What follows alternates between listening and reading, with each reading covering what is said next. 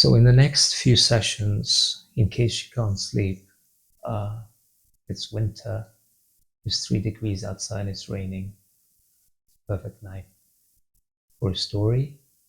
And staying with the theme of love, I want to read from one of my favorite Buddhist love stories. It's called Mara and the Mangala by Ajahn Amaro. So Mara in Buddhism is the god of death, and Mangala means auspicious. So the book is by Ajahn Amaro.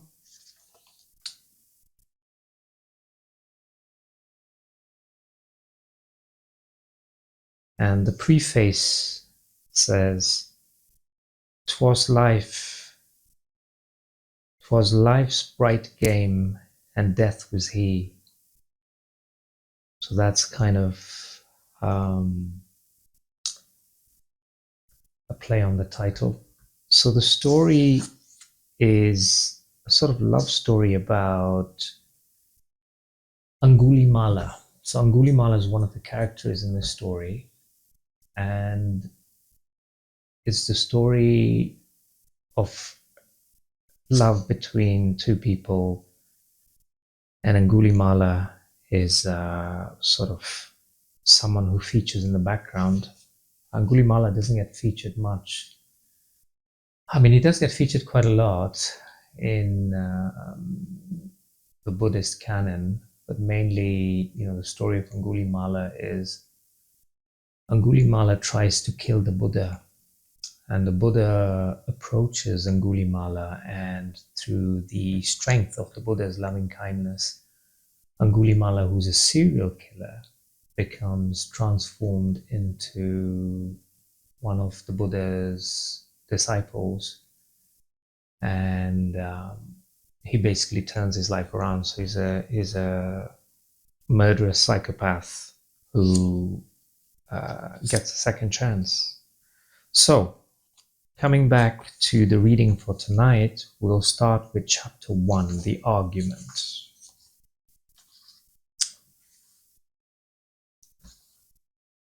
So, chapter 1, the argument. It is not easy to evade the king of death, even when he is only being embodied by a rambunctious 3-year-old chasing his sisters in the rain. It was the monsoon burst. After a month of dust and parched anticipation, it had arrived at last that morning. A stiff breeze had preceded it, then huge steel grey and black piles of churning cloud had appeared, marching from the southwest. The roar of wind and approaching rain had then suddenly been lost amidst the shouts of joy from people all over Ujjaini, and the ferocious drumming of the deluge began its tattoo on the buildings and streets of the town.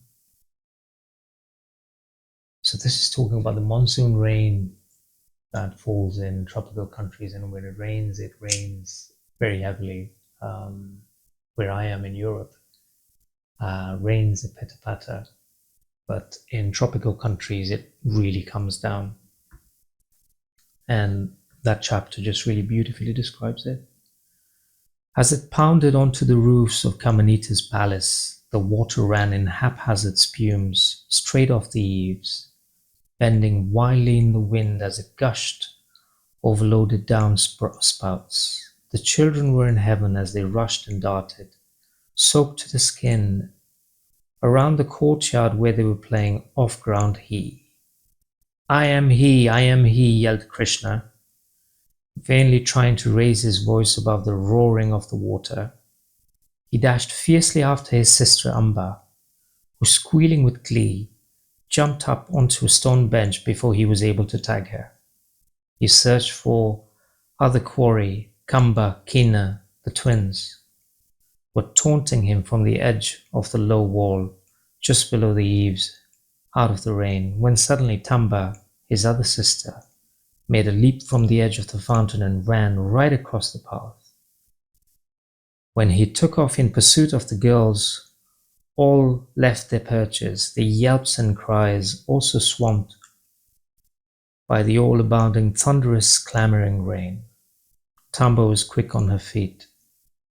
So Krishna, being the youngest and thereby the smallest of the group, was unable to get anywhere near her. Too fast, too nimble. As he chased her, the others had also come teasingly close, calling, "Ya, Death, King of Death, you can't catch me." As he twisted and made a lunge to try to tag Kina, his left leg gimped awkwardly under him, and he crumpled to the ground. He curled on his side on stone paving slabs, clutching his ankle, while the warm rain streamed down his face and over his body, clad in thin summer cloth. Tamba was the first to react. She jumped down from the cleft in the wall, but knowing her little brother's tricky and mischievous nature, just like that of his divine namesake, she hesitated briefly, her eyes instinctively narrowing with suspicion. Amba, meanwhile, rushed to help as soon as she realized he was hurt. As she knelt beside him and lowered her head to his ear, the running water dripping off her nose and down her cheeks, he burst into motion, rolling on his shoulder away from her while he deftly tagged her on the arm with his free hand. "You are he! I am free! You're it! You're it! You're it! You cheating little rat!" She swung herself at him, trying to get him right back. But before she could reach him, or he could get to the safety of an off-ground ledge, a piercing voice made itself heard above the din.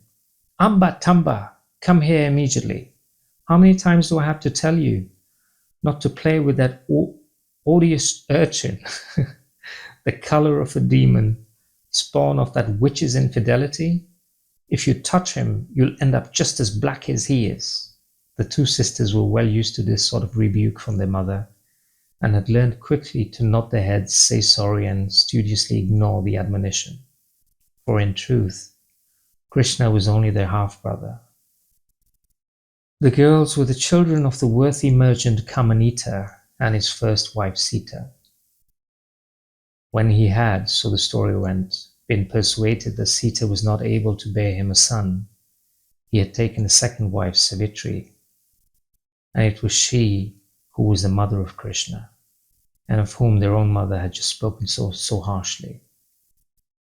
So although to them he was simply their brother and companion, in their many escapades, to their respective mothers they were worlds apart.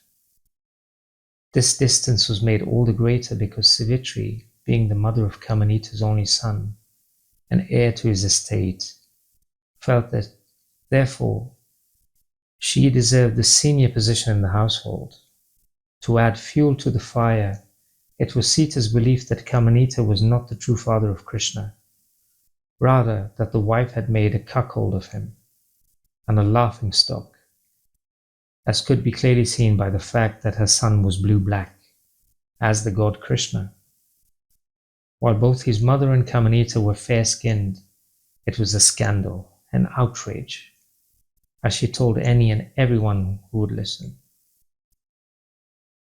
As can be the way things, when Sita called out to her daughters, two other changes took place in the scene simultaneously. There was a momentary lull in the downpour as if the rain was taking a breath for the next onslaught, and Savitri and one of her maids had appeared at the entrance of the courtyard.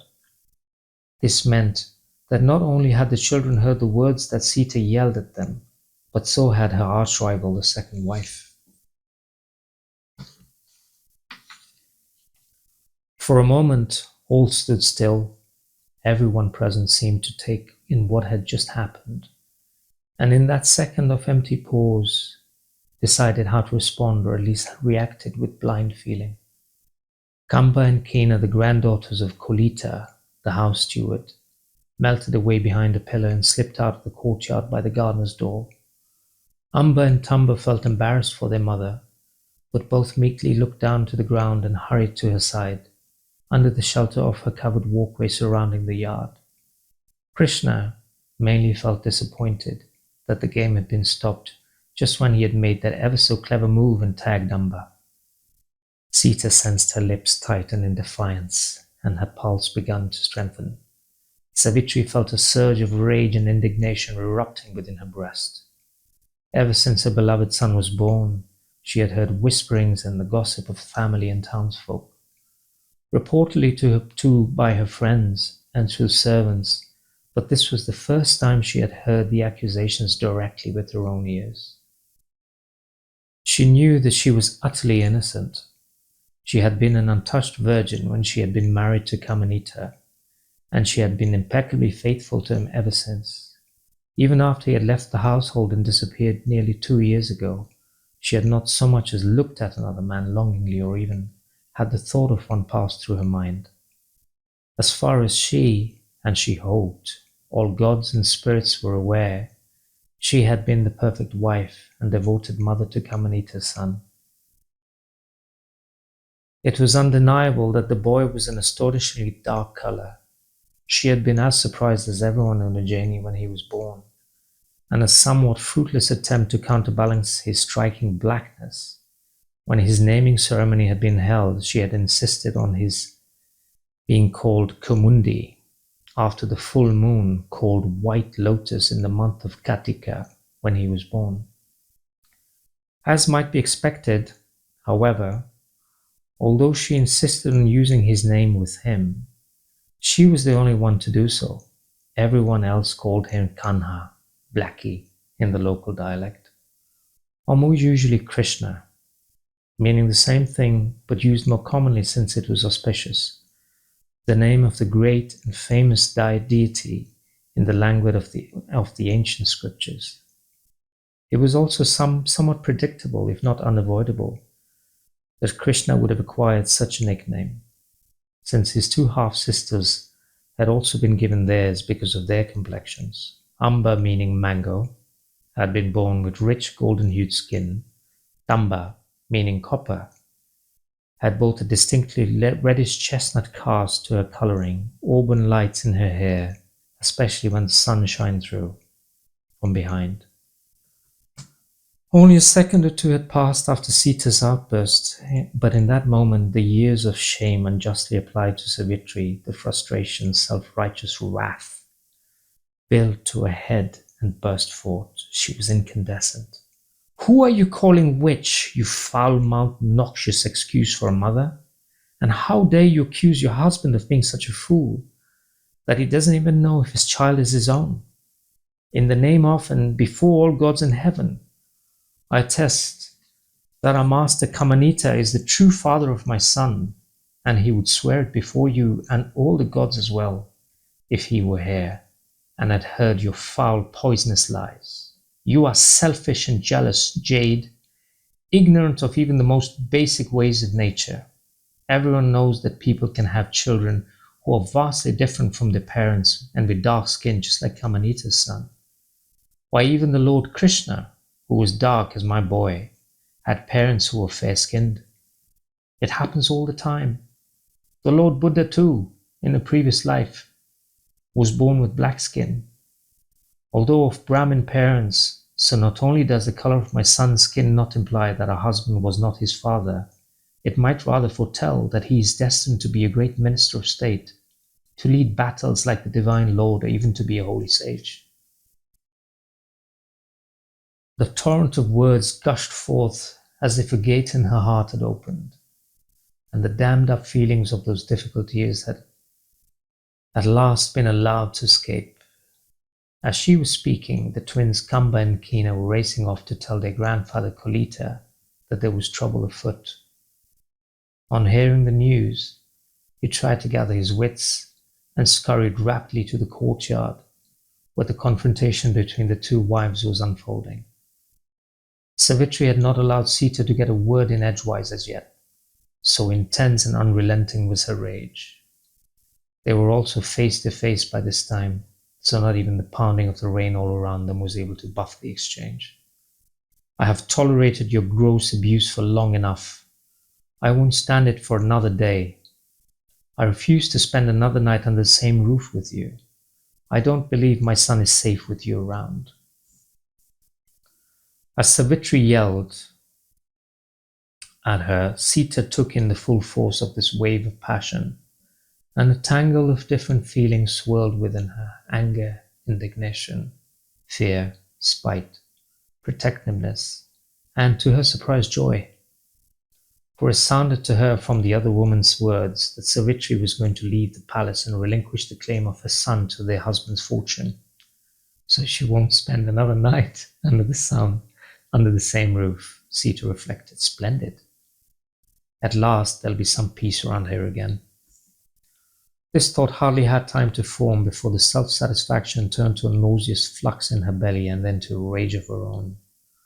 For her arrival had turned to address Kolita, the steward of the estate, and was talking to him with level gaze and defiant tone, when a master Kamanita left this palace to take up the religious life. You were the only one he spoke to of his plans before he departed, is that correct? Yes, ma'am. I was the only one there. I tried to stop him, but... Yes, we know. He wouldn't listen. Now he said to you, I leave this house and my estate in your care until my son is grown to manhood, is that correct? Well, yes, ma'am. That being the case, with my son as the sole heir and inheritor of the family's honor, I demand that you throw this woman and her brats out of my son's house. She has insulted the master and has besmirched the good name of this noble line. I have declared that my son will not pass another night under the same roof as this malicious and evil shrew. See to it, she said, fixing the anxious and gentle retainer with the glassy glare of icy keenness, that they are dispatched by this evening, and keep your eyes peeled as to what goes on with them. The master would not be happy if the gold and silver jewelry that were the property of his son went wandering by way of greedy hands. Oh dear, oh my, well, the law certainly supports you, ma'am, but, oh dear. Don't worry, Kolita, Sita barked. Don't you worry. You'd have to chain me to the pillars here if you wanted to get me to stay. Then conflicting emotions that Sita had been feeling had now resolved themselves into a single sturdy cord. There was no more tango. It was vividly clear that she and her children would leave this poisoned place forthwith. And if there was to be any future for them at all, she had to find her husband and learn from him by his sworn testimony in a solemn rite of truth before the whole pantheon of gods, whether he was indeed the father of this boy, or whether, as she strongly suspected, through his well-known passivity and dislike of conflict, he had known of his second wife's infidelity, but had let it pass, since it was at least provided him and his eager family with a much-desired son. There was also some doubt in her heart, as well in those of many others, as to whether Kamanita had really gone off to become a wandering religious seeker, a yogi, treading the dusty paths of India. He had never expressed much in the way of religious feelings right up until the night he left. He had been a wealthy merchant, and indeed, even on the fateful night when he departed, he had seemed very far from any spiritual concerns. Rather, he had been solely bent on trying to protect his precious property. He had been ready to fight to the death with the aid of some hired blades and mercenaries against Angulimala and his gang of bandits who had threatened to track the palace.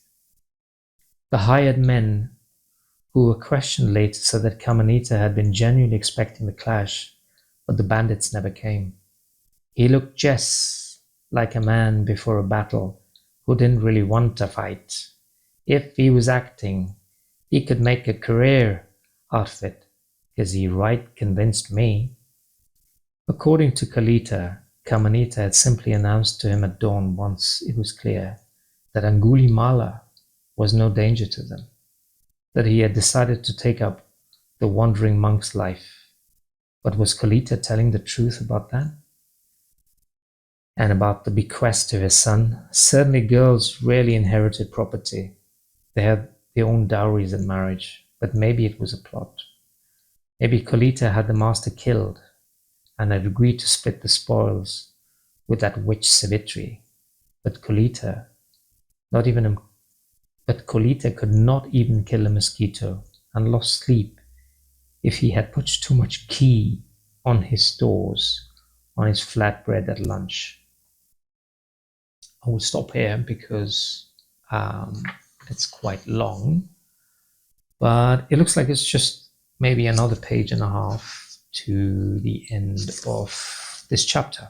So we can try and finish. It's not too boring. It was impossible to know what had really happened, but the best Sita could do now for herself and her daughters, in fact, as far as she could see, the only thing she could do was to set out and find her errant husband, whether he was a monk or living as a merchant somewhere else, or whether he was dead. Somehow she would find out about him and learn what she could of the truth. If she had stopped to think it all through, she would have seen that there were all sorts of flaws in this plan, but she was in a state that didn't allow much rationality. They needed to get out, and this was the only pathway she could see. If this had all happened earlier, her first thought would have been to go back to her parents' house just down the street, as this was the usual mode of escape from an unworkable marriage. However, the fortunes of her father, the great merchant Sanjaya, had waned. This situation was in no small part due to his having been outcompeted by Kamanita's sharp business practices, and her whole family had upped and moved to Savatthi, the capital of Kosala. Not only had Sanjaya seen Kamanita's expanding wealth while his shrank, but he had also realized with the birth of a son to Kamanita's second wife, his last hopes of tapping into that fortune were gone. Thus they had moved lock, stock and barrel to Savatthi to make a fresh start with the merchandise they had, and Savatthi was far, far away. Her mind raced. When she pondered where Kamanita might have gone, the only place that came to mind was Kosambi, the capital of Vamsa. She knew that he had been there once or twice, and that some major event had happened. Therefore, for him, she suspected that he might have had a secret lover there. He never spoke of it deliberately, but often in his sleep he would mutter the name of the town with a sad, loving tone, even when he heard the name Kosambi mentioned by others. He would wince and fidget, or release a quiet sigh. He would also mumble the name Vasitti as he dreamt. She thus half suspected that the so-called monk's life was just a ruse to be rid of his tiresome family in Ujjaini and to take up with his old flame in that far-off city. This all passed through her consciousness in a flash, and she there and then decided to aim for Kosambi, seek this lady called Vasitti, and see if her husband was to be there to be found there. Kolita, if you and some of the maids will help us pack our belongings, we want to make sure we don't take any little thing that is not ours. Amba, Tamba, and I will set off for Kosambi this very day. But ma'am, your ladyship, it's raining so awfully hard, he begged and mumbled, as he followed her fierce stride down the corridor. Please, ma'am, the little ones, you can't properly travel in this weather. It's so nasty, it'll finish you all off. By the time they had finished packing, Sita moved in severe, brisk bursts, the girls in shock, silent, numb, their limbs operating as if automatically. The good Kolita, in a very roundabout manner of persuasion, had got them to agree to wait out the storm of the monsoon at the house of a cousin of his on the far side of the north of the town. The owner was away and he had entrusted Kolita to use the house. The presence of the rain still coming down steadily and turning the lanes to a network of mud and puddles, and the promise that the rent for the house would come out of the general estate funds, and thus from the pocket of the young master, made Sita see that this might not be such a bad idea after all. Even better, Kolita had assured her it was quite legal. The girls, after all, were the legitimate children of Kamanita.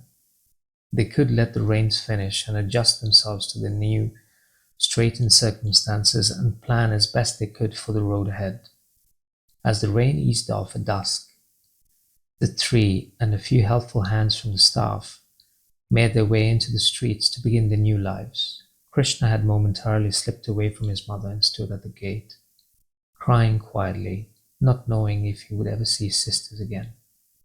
Forlornly he watched them go and bade his sad farewell. That's the end of chapter 1.